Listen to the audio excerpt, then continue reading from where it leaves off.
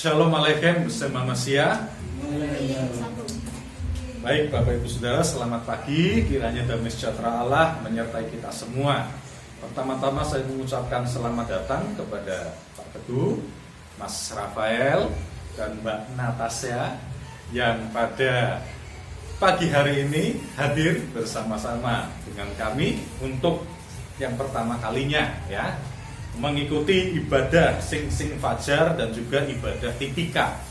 Nah, saudaraku, Pak Teguh khususnya dan juga Mas Rafael dan Mbak Natasha, ibadah tipika adalah ibadah yang dibuat oleh para bapak gereja untuk memfasilitasi menjadi sarana bagi jemaat Tuhan, umat Tuhan yang belum memiliki imam atau romo paroki seperti di komunitas kita di Semarang ya. Di Jana Suci Petrus Semarang kita belum memiliki bapak gembala istilahnya, belum memiliki imam paroki, sehingga setiap hari Minggu kita akan melakukan ibadah tipika yang boleh dipimpin oleh umat awam laki-laki dan sudah dibaptis ortodoks.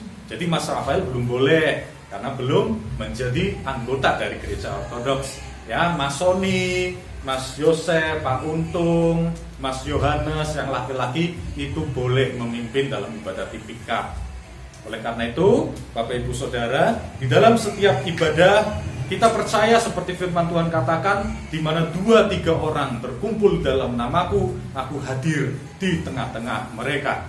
Sehingga ibadah tipika juga tidak boleh disepelekan, tidak boleh dianggap remeh karena dianggap lebih rendah dari liturgi. Tidak boleh seperti itu. Ya, oleh karena itu pada pembacaan Injil yang telah tadi saya dan saudara dengarkan bersama, ini bercerita tentang kisah di mana Kristus Tuhan kita menyembuhkan seorang yang sakit ayan. Dan Bapak Ibu, ternyata sakit ayan yang diderita oleh anak laki-laki ini disebabkan karena setan.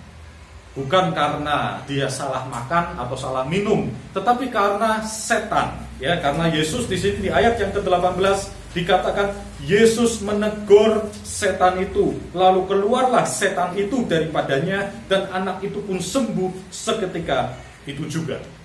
Bapak Ibu Saudara, khususnya yang baru pertama kali ikut ibadah tipika, ketika kita membaca teks ibadah tadi dan ketika kita turut berdoa tadi, kata-kata doa dan kata-kata ibadah di dalam gereja ortodoks itu isinya hanya Tuhan kasihanilah, sembuhkanlah jiwaku Tuhan yang berdosa ini, ya toh, aku membawa lari diriku kepadamu, sembuhkanlah jiwaku, tolonglah aku, kasihanilah aku. Ya, intinya hanya kasihanilah aku, memohon terus-menerus belas kasih Tuhan. Orang-orang di luar sana berkata, untuk apa kita memohon belas kasih Tuhan? Bukankah Tuhan Yesus sudah mengasihani kita? Yang harusnya kita katakan kepada Tuhan, Tuhan terima kasih karena Engkau sudah mengasihani aku. Harusnya seperti itu. Jangan Tuhan kasihani aku, wong kita sudah dikasihani kok.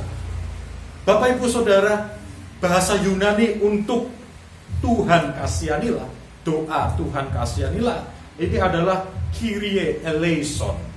Ya, eleison itu artinya kasihanilah. Itu berakar dari kata eleison, yaitu minyak zaitun. Jadi apa maksudnya ketika kita berdoa kepada Allah Kyrie eleison atau Tuhan kasihanilah kami? Seperti minyak zaitun yang menyembuhkan, yang membalut luka di dalam tubuh kita. Demikianlah belas kasih Allah itu membebat kita, membalut hati kita yang terluka karena dosa. Dosa adalah penyakit untuk jiwa kita. Ketika kita berdosa, jiwa kita sakit. Oleh karena itu kita terus-menerus memohon eleison, kasihan dari Allah, belas kasih Allah. Jangan menjadi orang yang sombong dengan berkata, bukankah kita sudah dikasihani Allah? Harusnya kita mengucap syukur, Tuhan terima kasih karena Engkau sudah mengasihani aku. Bukan seperti itu. Spirit atau makna ketika kita memohon Tuhan kasihanilah, adalah doa yang sangat sederhana. Tuhan kasihanilah, Kyrie eleison. Ketika kita bersujud tadi, kita berdoa Tuhan kasihanilah sebanyak 12 kali. Kita terus memohon belas kasih Allah, karena kita dalam kehidupan ini tidak bisa lepas dari dosa, ya kan? Rasul suci Yohanes dalam suratnya 1 Yohanes pasal 1 ayat 8, 9, 10 berkata bahwa kalau kita berkata tidak ada dosa dalam diri kita, maka kita membuat dia menjadi pendusta. Tetapi jika kita mengaku dosa kita, maka ia setia dan adil, dan ia akan mengampuni segala dosa dan pelanggaran kita. Kalau kita berkata, aku tidak ada dosa, ngapain aku minta belas kasih Allah? Maka kita sesungguhnya Bapak Ibu menjadi orang yang sombong. Dosa yang paling besar dalam hidup kita adalah ketika kita mengaku bahwa diri kita tidak berdosa. Itu menurut para bapak gereja. Ketika kita berkata bahwa kita tidak ada dosa, maka sesungguhnya itu adalah dosa bagi diri kita, karena kita tidak mengaku bahwa kita adalah orang berdosa. Sama seperti orang tua dari anak yang sakit ayan ini. Dikatakan di ayat 14 dan 15, orang ini datang mendapatkan Yesus dan menyembah. Katanya, Tuhan kasihanilah anakku. Kita dapat berdoa seperti ini Bapak Ibu. Kita ingat Bartimeus si buta, betapa dia berteriak berseru kepada Yesus, kasihanilah aku anak Daud kasihanilah aku. Kita ingat juga doa seorang pemungut cukai, ya, dalam perumpamaan pemungut cukai dan orang Farisi. Ketika orang Farisi itu meninggikan diri di hadapan Tuhan, Tuhan, aku bersyukur kepadamu karena aku tidak berbuat dosa. Nah, bukankah ada kata-kata tadi yang seperti saya katakan di luar sana, ngapain minta belas kasih Tuhan, wong kita sudah dikasihani Tuhan, no. Kita hanya cukup untuk Tuhan terima kasih, engkau sudah mengasihani aku. Bukankah itu doa yang sama seperti orang Farisi itu Bapak Ibu? Dan apa kata Tuhan? Aku bersyukur kepadamu, aku tidak seperti orang berdosa dan pemungut cukai ini, kata si orang Farisi. Tetapi firman Tuhan berkata, pemungut cukai itu tidak berani menengadah ke atas, tetapi dia memukul dadanya dan berkata, kasihanilah aku ya Tuhan, orang berdosa ini. Dan Tuhan berfirman, dari dua orang ini, siapakah yang dibenarkan oleh Allah? Mereka menjawab, orang pemungut cukai itu. Itulah yang pulang dan dibenarkan Allah. Oleh karena itu Bapak Ibu Saudara, kita yang hadir saat ini tidak ada yang merasa diri benar, tetapi kita semua adalah orang-orang berdosa yang memohon terus belas kasih Allah atas diri kita, atas jiwa kita. Tuhan, kasihanilah anakku, ia sakit ayan dan sangat menderita. Dosa adalah penyakit dalam jiwa kita, dan karena dosa kita juga menderita. Ia sering jatuh ke dalam api dan juga sering ke dalam air. Saudara, jatuh ke dalam api dan jatuh ke dalam air, ini menurut para bapak gereja adalah roh jahat yang membawa anak itu dengan sengaja diceburkan ke danau atau sungai, atau dibawa kepada api yang sedang terbakar, menyala. Tujuannya apa? Untuk menyakiti anak itu, supaya anak itu mati sekalian. Bukankah iblis juga sering Bapak Ibu membawa kita, mencobai kita? Iblis sering membawa kita kepada air dan api. Pencobaan-pencobaan untuk apa?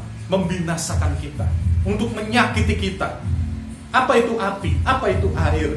Bapak Ibu Saudara, api dan air berbicara mengenai pencobaan, masalah, penderitaan, aniaya, ya, yang membuat hati kita sesak, pikiran kita tumpul, sehingga kita akhirnya menjadi putus asa dan tidak berdaya. Dan ketika kita putus asa dan tidak berdaya, disitulah iblis akan terus menekan kita dalam kondisi yang terpuruk, supaya apa? Kita undur dari Tuhan, supaya kita justru menjadi tidak percaya kepada Tuhan, supaya kita dibinasakan karena kita kehilangan iman kita kepada Allah. Oleh karena itu Bapak Ibu Saudara, kita perlu datang kepada Kristus. Tetapi di sini ada kisah yang menarik, yaitu ternyata para rasul tidak dapat menyembuhkan anak yang kerasukan setan dan sakit mayat itu. Kata Tuhan, karena kamu kurang percaya. Perkataan Tuhan pada pagi hari ini juga berkata kepada jiwa kita, apakah kita kurang percaya selama ini? Bahkan firman Tuhan mengatakan, jikalau engkau punya iman sebesar biji sesawi. Bapak Ibu, saya belum pernah melihat biji sesawi secara langsung, tetapi kalau melihat gambar-gambar di internet, biji sesawi itu sangat kecil dan tipis, ya. Ada di telapak tangan, sangat kecil, mungkin lebih kecil dari biji wijen. Dan kalau ditiup terbang jatuh ke karpet, udah hilang, tidak kelihatan di mana.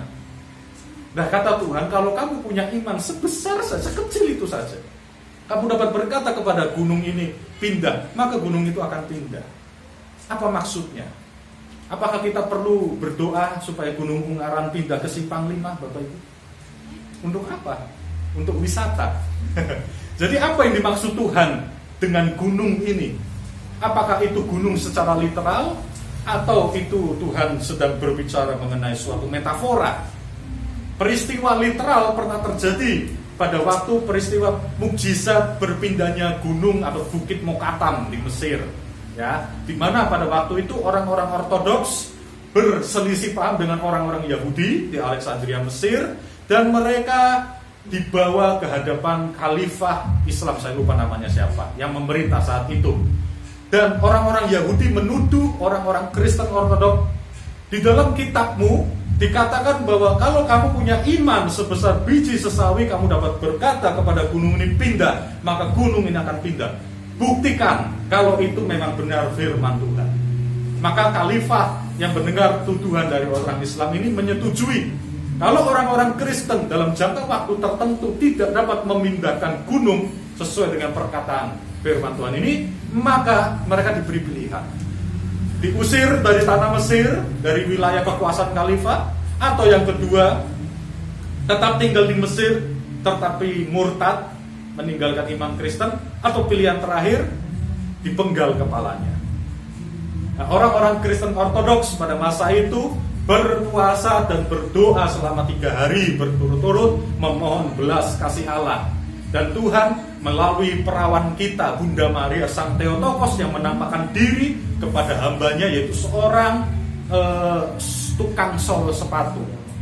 Namanya siapa ya? Simon, ya. Namanya Simon, Santo Simon, Jana Suci Simon, si tukang sepatu, tukang sol sepatu. Dia buta, Bapak Ibu, mata satunya buta. Karena apa? Karena Santo Simon itu ketika mendandani sepatu kliennya, customernya, terutama yang perempuan, dia tergoda untuk melihat melihat, ya Bapak Ibu tahu sendiri, tergoda untuk itu, sehingga dia menyesal dan dia menangis karena dia selalu jatuh di dalam pencobaan itu.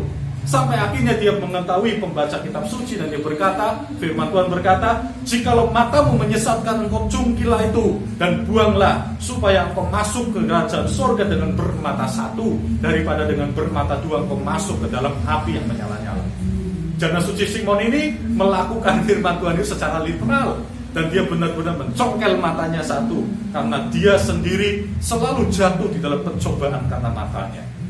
Dan perawan kita, Sang Theotokos Suci Bunda Maria, menampakkan diri kepadanya dan berkata kepada Santo Simon, pergilah kepada Episkop Abraham, kalau saya tidak salah ya, Episkop Ibrahim, katakan kepadanya untuk mengumumkan doa dan puasa, serta pada hari yang ketiga berdoalah Kyrie eleison, Tuhan kasihanilah sebanyak 100 kali, 1000 kali ya Mas, kan saya lupa, 1000 kali kalau saya tidak salah, atau 100 kali ke seluruh penjuru mata angin. Jadi mereka menghadap ke timur, berdoa Kyrie eleison, lalu mereka menghadap ke barat, menghadap ke selatan, menghadap ke utara.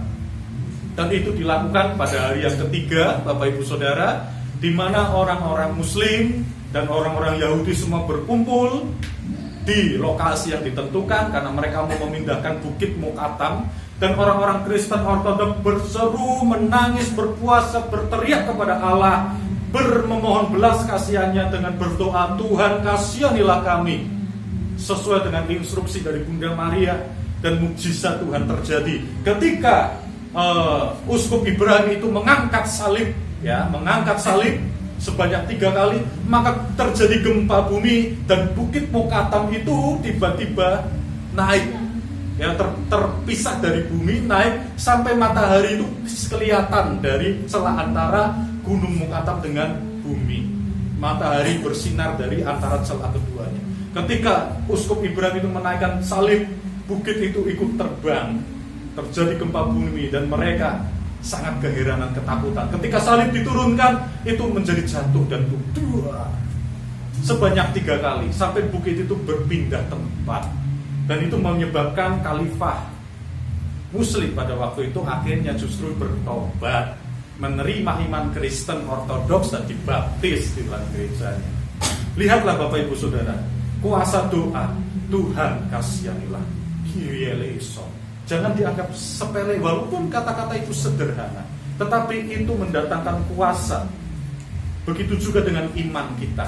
Ketika iman kita itu berseru kepada Allah, Kyrie eleison, Tuhan kasihanilah aku. Dan di dalam spiritual Ortodoks kita punya yang namanya Komboskini ini Bapak Ibu, ya, atau tali doa. Setiap orang Kristen Ortodoks akan berdoa, Tuhan Yesus Kristus anak Allah, kasihanilah aku orang berdosa ini. Tuhan Yesus Kristus anak Allah, kasihanilah aku orang berdosa ini. Terus menerus sebagai doa yang tanpa henti. Karena ini terus muter Bapak Ibu. Jadi disebut sebagai doa yang tanpa henti atau doa yang tak kunjung putus. Itulah juga kenapa orang Kristen Ortodoks melakukan firman Tuhan dalam 1 Tesalonika pasal yang kelima, ayatnya yang ke-16 kalau saya tidak salah ingat. Rasul Paulus berkata, tetaplah berdoa. Ya. Pray without ceasing. Berdoalah tanpa henti. Nah, orang-orang Ortodoks memiliki doa yang tanpa henti, yaitu doa puja Yesus. Tuhan Yesus Kristus anak Allah, kasihanilah aku orang yang berdosa ini. Tuhan Yesus Kristus anak Allah, kasihanilah aku orang yang berdosa ini. Terus tanpa henti di dalam kehidupan spiritual kita. Oleh karena itu Bapak Ibu Saudara, jangan takut ketika iblis membawa kita kepada air ataupun api dengan tujuan membuat kita putus asa, ya, penderitaan, masalah entah dalam pekerjaan, ekonomi, keluarga, apapun. Jangan pernah kita merasa Tuhan meninggalkan kita. Jangan pernah kita mengutuki Allah, tetapi justru bersyukurlah kepada Allah atas segala sesuatu yang diizinkan terjadi atas hidup kita. Santo Antonius Agung berkata, kalau kita datang ke dokter dan dokter itu memberi kepada kita obat yang pahit untuk kita minum dan kita makan, dan justru kita berterima kasih kepada dokter itu, mengapa kita tidak berterima kasih kepada Allah yang telah mengizinkan penderitaan yang pahit itu menimpa hidup kita, menimpa jiwa kita? Bukankah itu diizinkan Allah untuk juga mendatangkan kebaikan dalam hidup orang percaya? Betul ya Bapak Ibu? Ketika kita datang sakit, datang ke dokter, dokter justru kasih suntikan yang menyakitkan tubuh kita, dokter kasih obat yang pahit, sudah gitu kita justru terima kasih ya dok. Dan cuma terima kasih, kita justru membayar kepada dokter itu. Terlebih lagi kepada Allah yang telah memberi kepada kita, mengizinkan kepada kita penderitaan yang pahit guna menyembuhkan jiwa kita, guna menyelamatkan jiwa kita. Masakan kita tidak bersyukur kepada Allah untuk itu? Bapak-bapak suci kita mengatakan, sesuatu yang baik seringkali muncul setelah hal yang buruk terjadi. Setelah badai akan muncul pelangi. Oleh karena itu, mari tetap semangat. Biarlah firman Tuhan pada pagi hari telah kita baca melalui Injil suci. Kita ingatkan Tuhan, apakah kamu kurang percaya? Maka kita teliti lagi hati dan jiwa kita. Kemanakah kepercayaan kita? Di manakah iman kita? Apakah iman kita saat ini sudah benar atau belum atau kurang? Kita koreksi diri kita masing-masing, supaya kita datang kepada Allah memohon, Tuhan kasihanilah aku yang berdosa ini. Dan pada waktunya yang terbaik Tuhan akan menolong kita dan memberikan mukjizatnya kepada kita. Melalui doa dari Sang Theotokos dan para suci yang terberkati, ya Tuhan Yesus Kristus anak Allah, kasihanilah dan selamatkanlah kami. Amin.